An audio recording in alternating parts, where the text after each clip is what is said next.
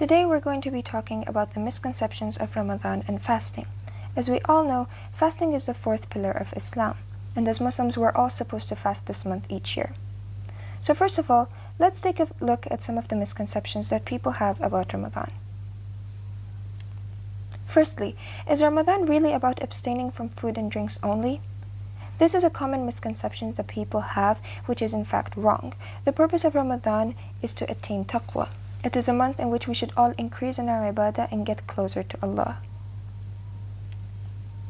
Next misconception is that everyone has to fast. Although it is a pillar of Islam, Allah has given us certain scenarios in which we can skip fasting and later make up for it. An example of the people who can skip fasting are a pregnant woman, an insane person, and a traveling person. They can simply make up for their fast within the next year. Whereas people who are old or have an incurable disease, they do not need to fast the month of Ramadan. Instead, they have to give a meal to a poor person for every day that they do not fast. Third misconception is that Ramadan starts on the same date each year. The Islamic calendar is lunar, and which means that the month begins with the new moon. And since the lunar months are shorter than the solar, Ramadan starts around 10 days earlier each year. If someone is unfamiliar with Ramadan, they might believe that the no eating applies to 30 days straight, whereas the right timing starts from sunrise and ends at sunset, where after that we are free to eat until the sun rises again. And one final misconception about Ramadan is that fasting is injurious to our health. It is easy to think that way, but the truth is that many benefits come along with fasting. These include improving blood fat levels, cleaning your system, and reducing the risk of heart attacks.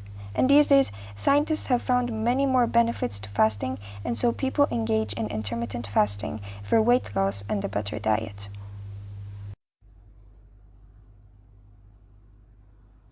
Now we're going to move forward to some misconceptions of fasting.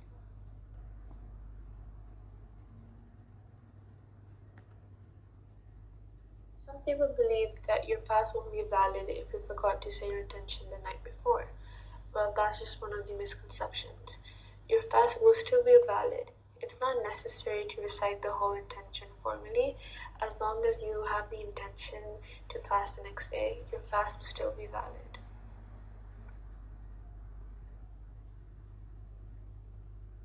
Some also believe that we can pay back the fast that we missed from 2 or more years back.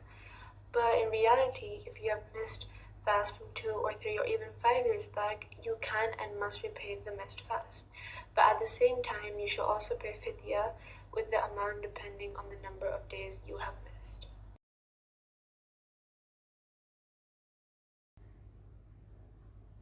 Can injections cause our fast to be nullified? Well, no. Some injections that are used for medical purposes do not invalidate the fast. But some injections, like used for nutritional purposes, do invalidate your fast.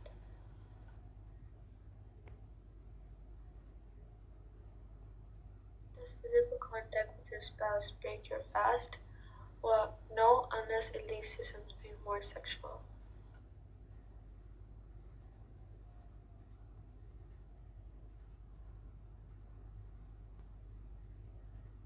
Does eating by mistake invalidate the fast?